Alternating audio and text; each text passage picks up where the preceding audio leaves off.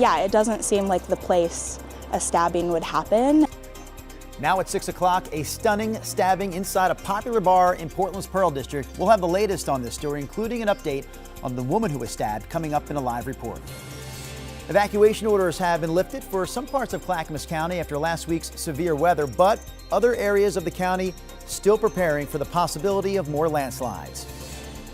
And over a month after its targeted opening date, Timberline has opened up for the ski season, but it is a very limited opening. We'll have all the details on that and Rod's full forecast coming your way as we kick off the 6 o'clock hour of sunrise right now.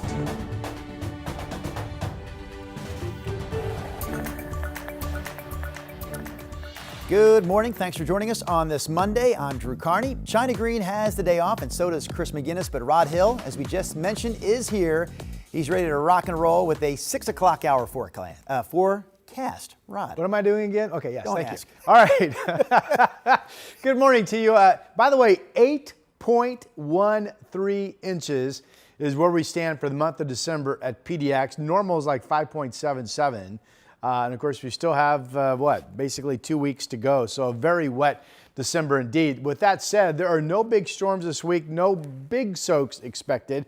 Most days are going to see just scattered showers of no more than about 1/4 inch. And we are starting off with scattered showers here in the west side at this hour. Current snow level as low as 2,000 feet up in the high country. Here's the wet-looking live look at our state capitol this morning. Again, this is scattered precipitation, 46 degrees, south winds of 7. Very comfortable out for this time of the morning. Bricks are wet, the streets are wet. Christmas tree is sparkly from the Pioneer Park building looking down at the square, and Portland's temperature also in the mid-40s this morning. So here's our day moving forward. Of particular note, there is a front coming in early this evening. So daytime scattered showers. But as early as 6 or maybe even 5 p.m., we'll start to see a solid rain band push in off the Pacific. Now that will bring a little bounce of gusty south winds, maybe to about 35. So again, the main rain event today is during the early evening hours. 2 p.m. temperature could get up to about 50 for a high. Here's Drew. All right, thank you, Rod. From that, we want to get to some breaking news this morning. The breaking news happening in Gresham, where it looks like a car has smashed into a building. Libby Dowsett is live on the scene for us. So, Libby, what is going on there? I know information is still limited at this point. Well, Drew, I just talked to the resident who was asleep right here in her apartment when a car came crashing through the wall this morning at about 4 a.m. Now, we have some video that was taken earlier this morning where you can see the car crash through the wall.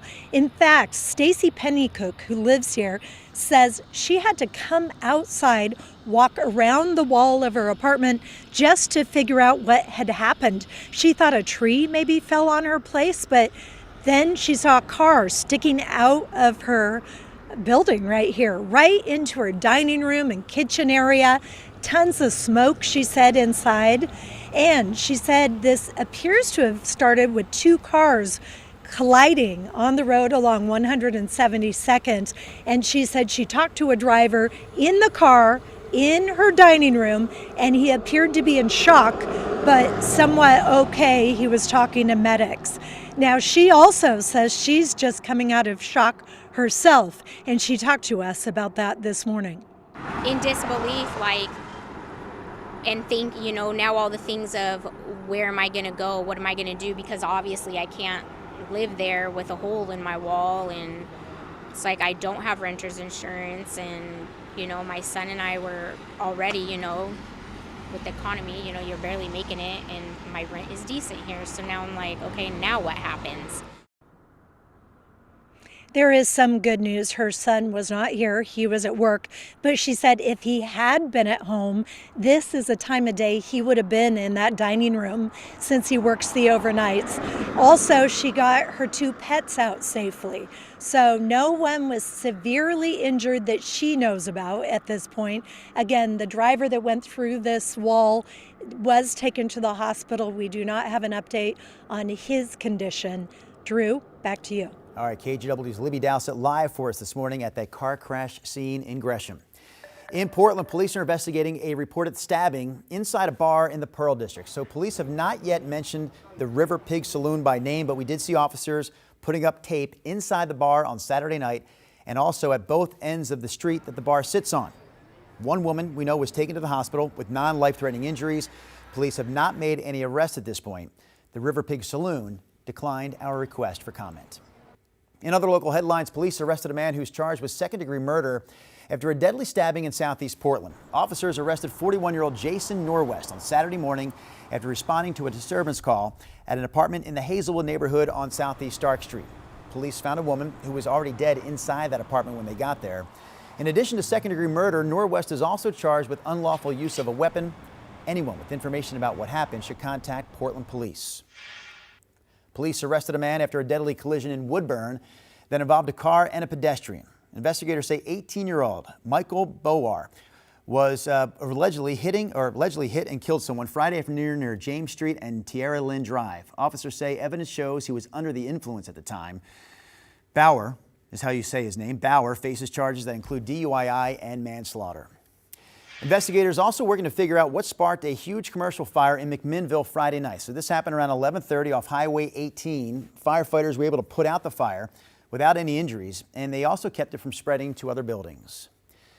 There's a boil water notice in place for the city of Sheridan after a landslide there caused a water main to break. The Federal Correction Institution in Sheridan says the slide also damaged the main water line that feeds the prison, but inmates, they say, still have access to portable water units and portable restrooms.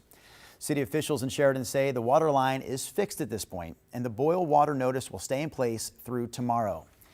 Staying in Sheridan, authorities say a driver went around signs indicating that the road was closed, and that driver was swept away in high water. This was the scene in Yamhill County on Friday. Road closure signs kept drivers in several spots from entering these flooded waters that jumped the banks of the South Yamhill River.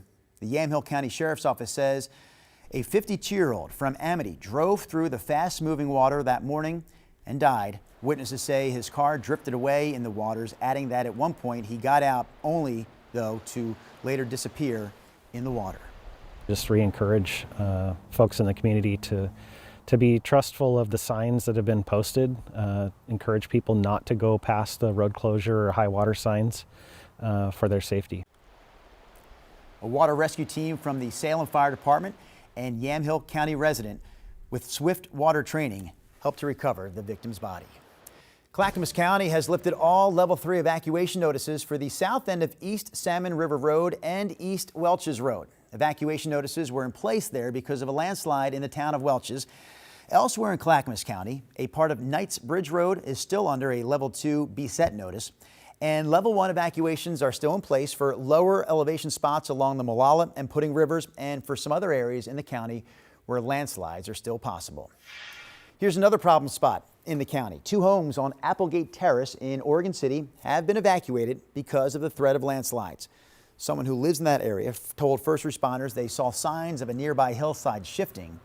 All other homes on that street are under a level 1 be ready notice. Crews say that so far there's been no damage to neighborhood water and sewer lines. Let's take a live look now from our Timberline Lodge Skycam. After a very long wait, Timberline launched a very limited opening to the ski season on Saturday. So at this point, only Bruno's Lift is operating with a focus, they say, on beginner terrain. We're more than a month behind the ideal opening of the ski season on Mount Hood. Timberline has an average opening date of November 16th. But despite this year's delay, we talked to some people on the mountain who remain in very good spirits. It's sick. It's cold. sweet. Yeah, finally getting up after a long wait. There's so much powder. It's stormy. It's kind of white out when you get up above tree line, but it was good. I had fun. I skied the parking lot without hitting any rocks. A live look here at the mountain pass along Highway 26 at Government Camp. That's about 4,000 feet up. We've seen some cars getting by there without too much difficulty this morning.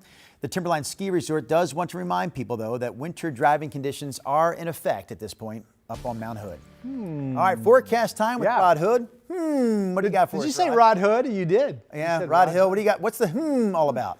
I'm just thinking that it seems like skiers in a good mood and surfers in a good mood, they both drink the same water, you know. It's like, hey, everything's good, you know. We got the powder. It's happening.